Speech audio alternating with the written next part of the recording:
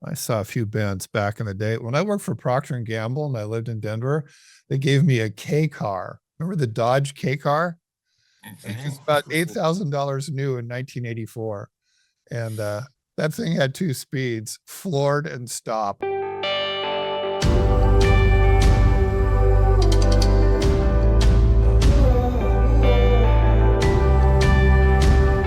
Let's open today's sesh with what we're going to talk about, because we're going to talk about two things. We are going to talk about state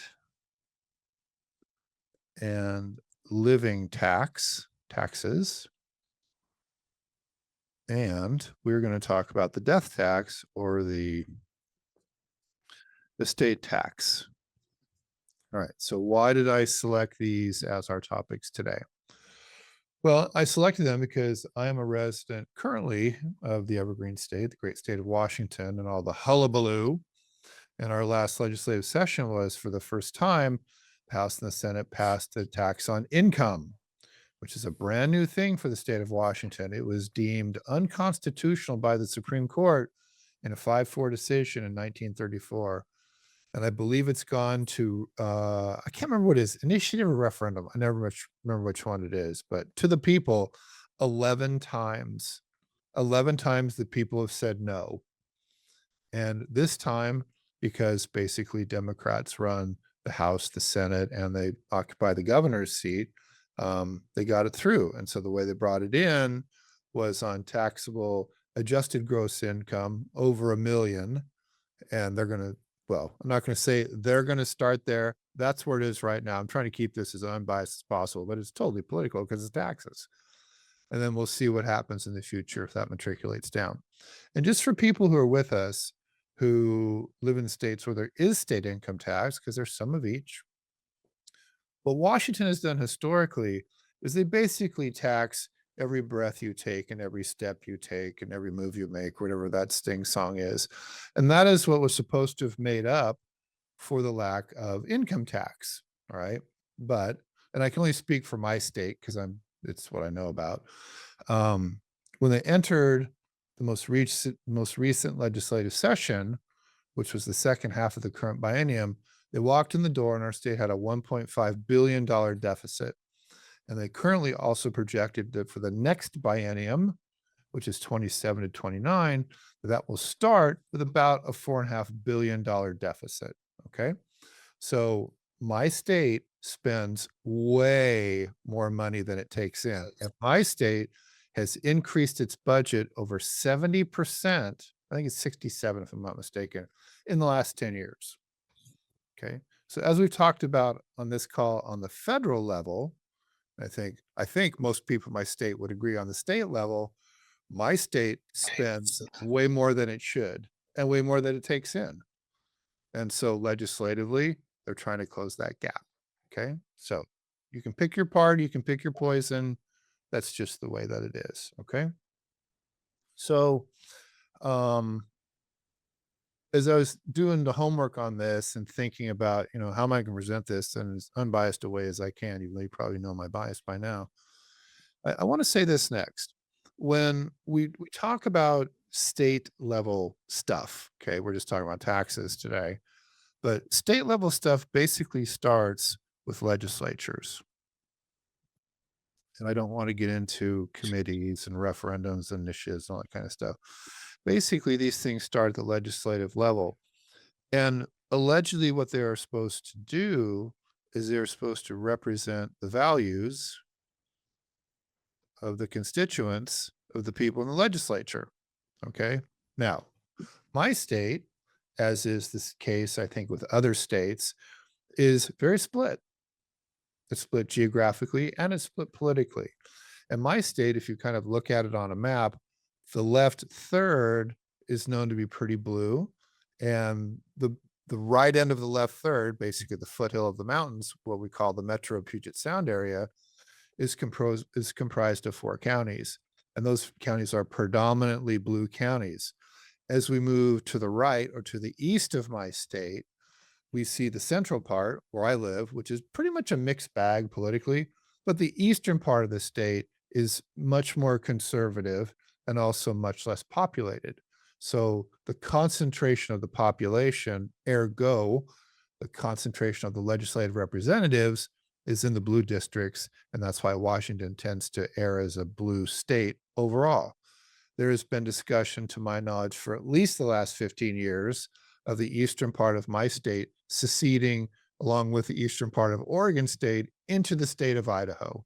And there's been gunshots fired and all sorts of stuff in the Walmart parking lot and all the rest of it that's gone on about that. But, as we say in the movies, stay tuned, okay? The third thing that hopefully, at least at the revenue level, that these things should represent, these tax items, is the budgets, okay? Now, as I said, my state is a deficit spending state. Some states are, some states are not, okay? If you look at it geopolitically in the domain of the federal republic, which is what the United States is, when we say it's a democracy, that's actually a misnomer. It's a federalist republic, okay? And states have sovereignty. That's why states, elect electors to elect the federal president. But anyway, every state is different in terms of their approach to budgeting and all the components inside of the budget. But my state, again, is a state that just says, you know what, we're just going to keep spending and we'll just, extract more from the people. Okay. That's how my state does it. Not all states do. But if you look again at a federal map, what you find is, and this is not, I'm not making this up, it's pretty common knowledge. It's in the news pretty regularly. States that are predominantly blue and highly populated, and I'll pick 4 of them. I'll pick Illinois, I'll pick New York, I'll pick Washington State, my state, and I'll pick California. Okay, predominantly blue states, legislatively, and every one of them is running massive deficits. Massive, okay? And just as it is on the federal level, on the state level, there's actually 2 kinds of deficits. There are current liabilities and there are future unfunded liabilities, okay? Now, an easy example of a future unfunded liability is the pension for a teacher. Now, if you go on the YouTube and look up, I believe it was PBS, they did a big thing about the state of Kentucky.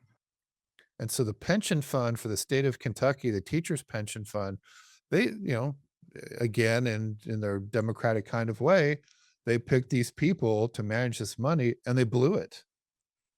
It's a big problem. These people are all like, hey, I signed up to be a teacher to get the retirement and I'm retiring. There's no money. Okay. So what my belief is, and I'm not a statistician or an actuary, but I know what they are. My belief is that moving forward, the news will probably reveal more of these future unfunded liabilities, in fact, being unfunded. Okay. And then you get into, pitchforks and guns and rakes and all that kind of stuff, which we're not going to do today. But that's what that conspiracy theory leads us to. So what I want you to do next, and we're going to start with state and living taxes. And I have a handout, but I'm going to wait to give it to you because if I give you the handout, we'd kind of be done. All right. So instead, what I want you to do on your paper with your pen is write down the following state abbreviations. And I'm going to give you 8 states that we're going to talk about. So here we go. Okay. So we're going to talk about Idaho, because everybody likes to talk about Idaho when they're in Washington. We're going to talk about Washington. We're going to talk about Arizona. We're going to talk about Oregon, Florida, Texas, California, and New York. Okay, 1, 2, 3, 4, 5, 6, boop, boop. Yep, that's 8 states, okay? Now, in the handout, I built you a little grid, a little matrix, okay? And I'll put that in the notes in just a minute here in the chat. But what I'd like you to write down for right now are the following things, okay? Income tax, and this is state income tax, not federal. So real estate tax, like property tax. Sales tax.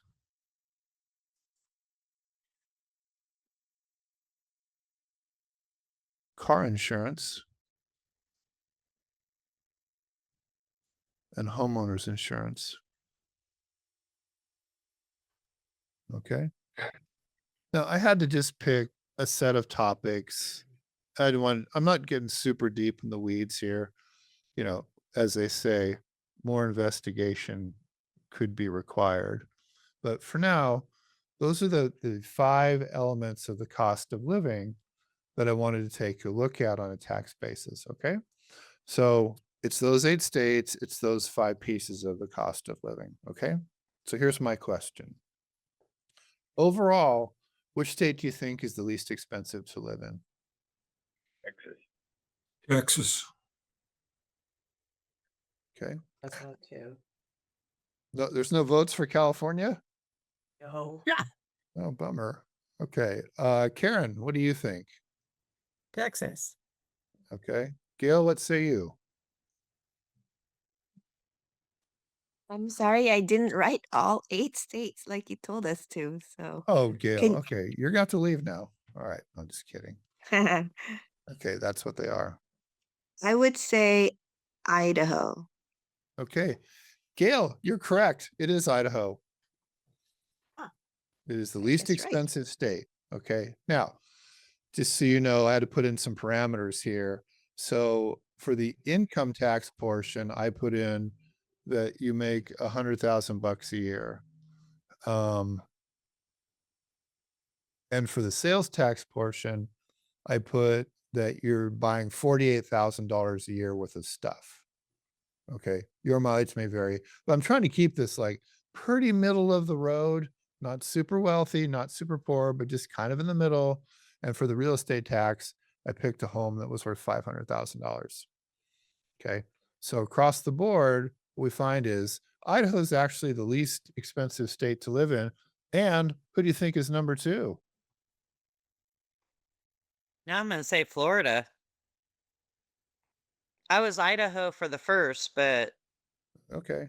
That's fine. Florida. Anthony, what do you think? What's the second least expensive state to live in overall it's based probably on those Arizona. parameters? What's that? Arizona. Okay. Yeah.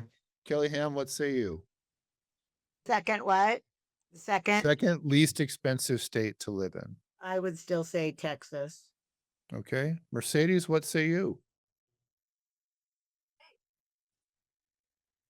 Okay. Craig, what do you think?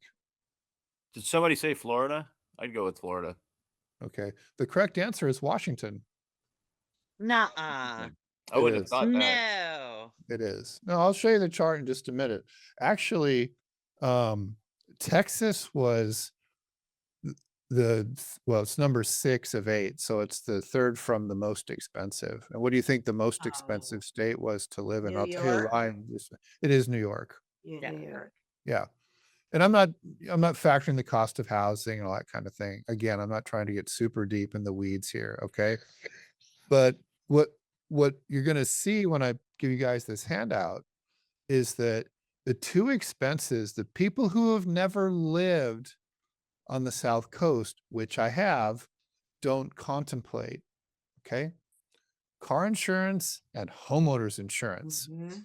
Homeowners insurance is like 6 times more in Texas, and property insurance is way more. So you go, oh, look at these cheap houses, right? But then you add on the property tax and you look at the PITI and you time value of money, and they're not that less expensive in the present value than more expensive homes in other places, for example, Washington. Okay. So it's the price is one thing, but when you factor in the taxes and insurance to get to the PITI, you reverse solve for the present value, which is the loan amount, and divide by 0.8, what you find is, you're buying, a more expensive house that has lower taxes and lower insurance in a different state. Okay. So it's kind of funny because, Texas, everybody's running away to Texas. Well, it's going to cost you more to live in Texas than it is in Washington, believe it or not. And see, the thing about Texas is, and I used to live in Texas. Texas is great. All the places are great. It just kind of depends on what you like and also where your family is and your roots and that sort of thing. people don't really think about Idaho. Well, some people do. I shouldn't say that. My More whole people have been family moving to wants to move to Idaho than any Idaho. place else. Yeah, no, I shouldn't say that. That's not true. When I was in Idaho, from like 14 to 20, my girlfriend's sister lived in downtown Boise, right next to BSU, and I've been training people in Idaho forever. I've been going there for 30 years. So I have a lot of friends there, and big net immigration of Seattle people into the Boise metro. Big net immigration. One of my favorite people, a student of mine who I met in Santa Barbara, and he and his wife then went to the Bay Area.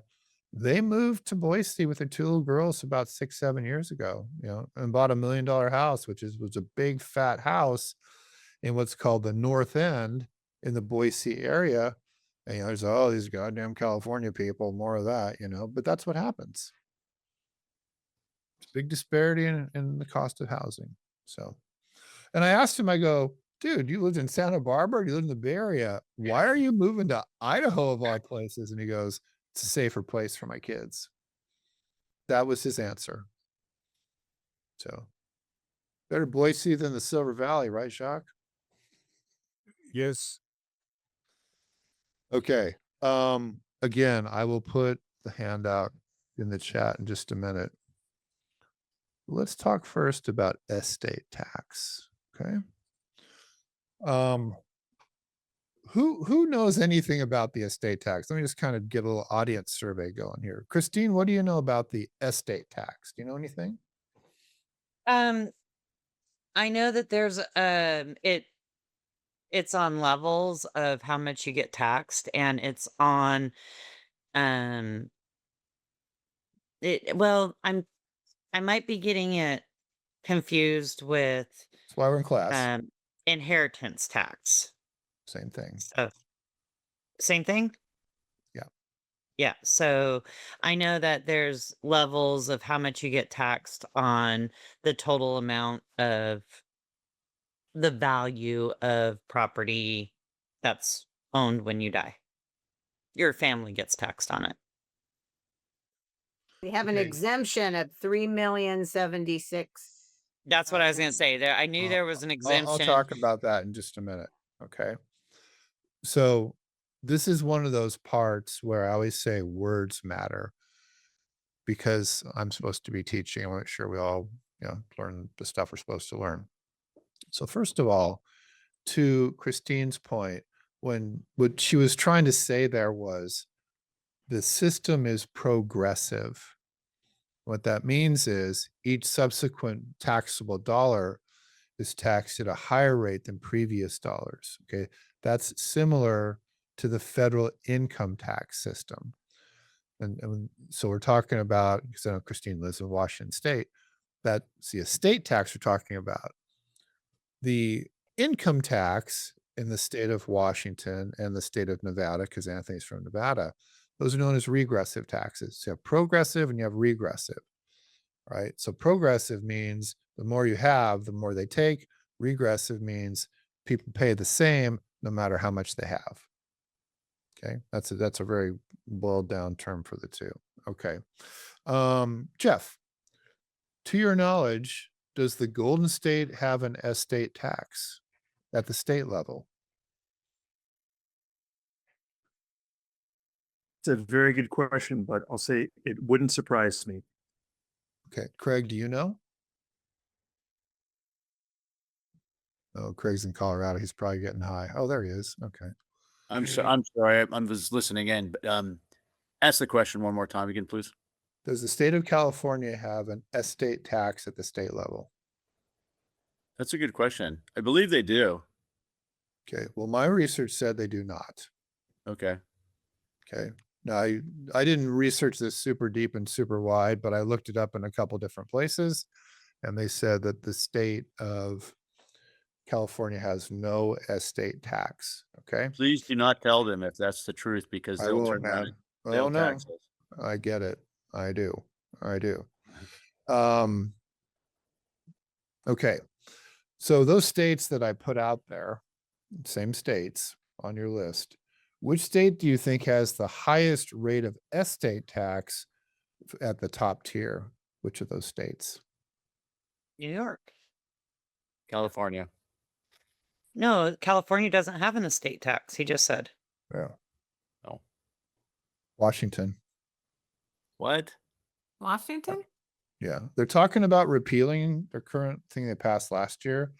But right now, if you're, and it's called your adjusted gross estate, I'll define that in just a minute. If your adjusted gross estate is over $9 million in the state of Washington, the state of Washington takes 35% of every dollar after that. Holy crap. 35% plus federal estate tax. Okay. All right. So let's talk for a minute about just the math of the state taxes. Okay. So you have something called a gross estate, and that's the total value of your estate. Okay. So that would be the top line. Okay. So I have a stock portfolio. I own some real estate. I have personal property, blah, blah, blah, blah, blah. Okay. So the first thing that one does when one calculates one's gross estate, and if you want to make a note, and I think I got this right, this is federal tax form 709 is the federal tax form in which typically the executor or the executrix reports the gross estate of a decedent. Okay. And they have 9 months from date of death to do this tax return. So they give you 9 months to get your stuff together. Okay, but you're not taxed on your gross estate. You're taxed on what's called your adjusted gross estate. And so your adjusted gross estate is your gross estate minus a few of the following things. Debts against your estate. So that could be like mortgages and credit cards and stuff like that.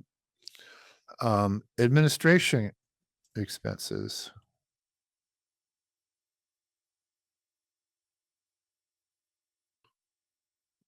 Okay, I'm going to just pause there for a second. Most of us are of an age where we've, I think everybody probably knows at least somebody's died, and you got parents and family and children and whatever else people have moved on. I would offer the following couple of footnotes. Dying is not cheap. Okay, I'll put that first. And if you are one who doesn't care about all the fanfare of your last moments, however you want to interpret that on this earth, I have a strong recommendation for something called the Neptune Society. If you're not familiar with them, I would investigate that. We have it. It's a good way to go. Yeah. I think I'm a member, but that's a personal decision. You got to do what you got to do. But When my dad passed away, I made one phone call. They handled everything. It was amazing. So no, I signed up my mom. We're all signed up because it was amazing. Yeah. And if you die anywhere in the entire world, they'll take care of it all. and chances are you will die somewhere in the world. So that's good. Well, I have That's a good. friend they went to Mexico, and the guy went scuba diving and died down in the bottom of the ocean. Oh man. Yeah. Can you imagine his widow at what she must have gone through to try to get him back to Washington? Yeah, that's tough.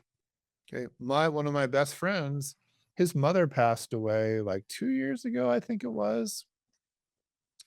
And she had a stock portfolio worth about 5 million, and she had a house and a couple other things. But he told me, and he was her executor, the first thing he did was write the state of Washington a check for almost $500,000. Okay. And states get paid first. And states want their money. And so here's another thing to think about. If you're working with an estate that is equity rich and cash poor, the state will seize your asset and sell it to satisfy the tax debt. I've Then seen when this he happen. inherits that 5 million, he's got to pay income taxes on it. No, what happens is the estate tax is levied at the level of the decedent, and then disbursements are made. And what happens is beneficiaries receive what's called a step up in basis.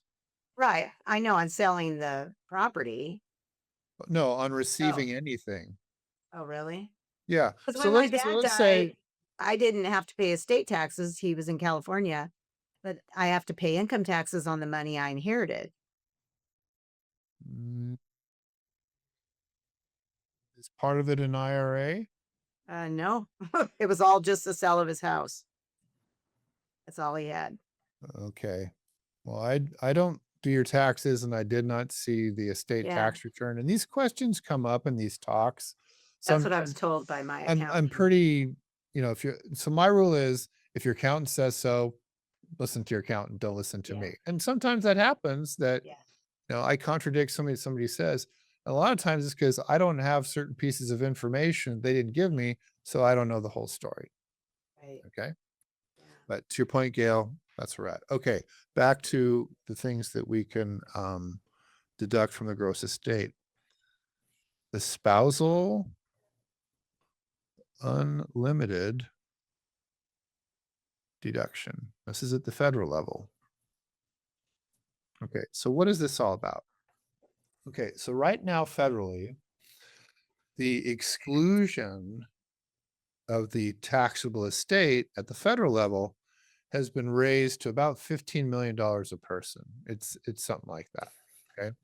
So what happens is, and I'll show you this on the tablet just a second, but basically for a talking point, when you figure out what the taxable estate is, the next thing you do is you apply the exclusion.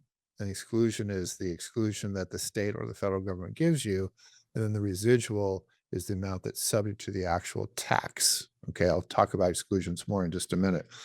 But the spousal limited deduction is really important because what you can do is you can give your spouse the unused portion of your exclusion or your exemption at the federal level. Of note, Washington state residents. That's what's called portability. And at the state level in Washington state, there is no portability. Okay, so I'll just make it sub, say like I'm in Idaho, okay, and I'm married and I'm in Idaho, which well, actually I got married in Idaho, but we're not gonna worry about that. And I die and they go, oh, Joe, well, your estate's like $10 million. So we're going to go ahead and swipe that part of the 15 million exclusion, and we're going to give your widow the 5 million that's left so that her exclusion would then become her 15 million plus my leftover 5. That's called portability of the exclusion. Okay. But in Washington state, there is no portability of the exclusion.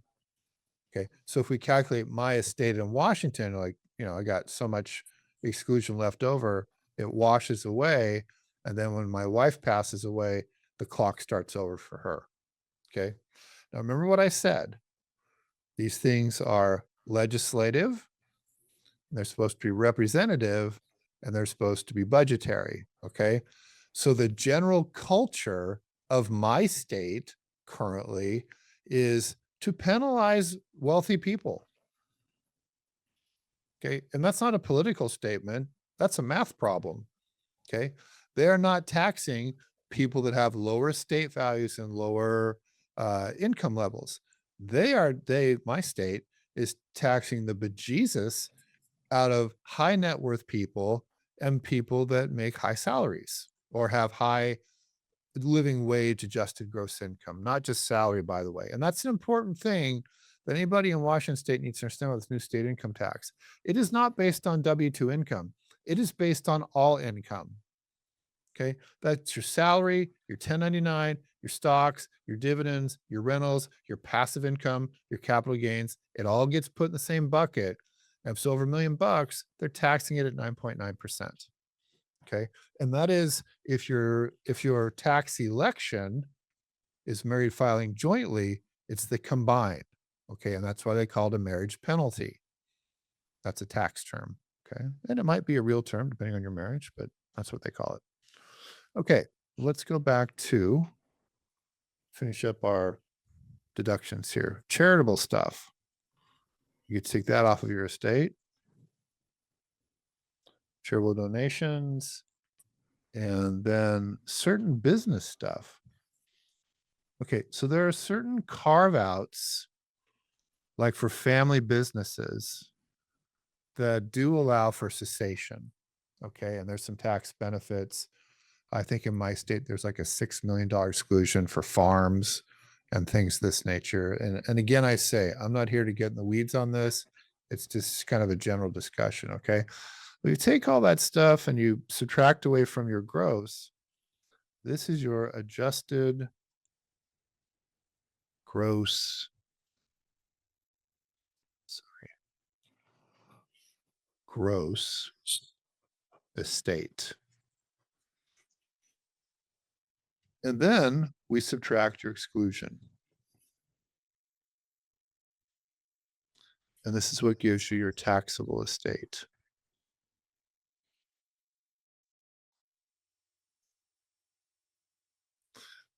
And I'm just going to say really quickly, as a public service announcement for myself, my handwriting is so much better on this tablet than it was on the first ones. And Kelly, you should agree with me, because on that video you said, Kelly, oh no, it's not the tablet, Joe. It's your handwriting. Oh, Well, it is. well, but it's better. Okay. I think that's better. Okay. Yeah. Hey, if I don't stick it for myself, who's going to stick up for me? Right. It's called boundaries, Kelly Hammond. I've got it for you. Okay. You need so- a penmanship class. Hey. Okay. So let's talk about this exclusion. Okay. So the federal level, this is currently about 15 million. Okay. In my state, it's what'd you say, Kelly? 3,076,000. 3,076,000. We'll just say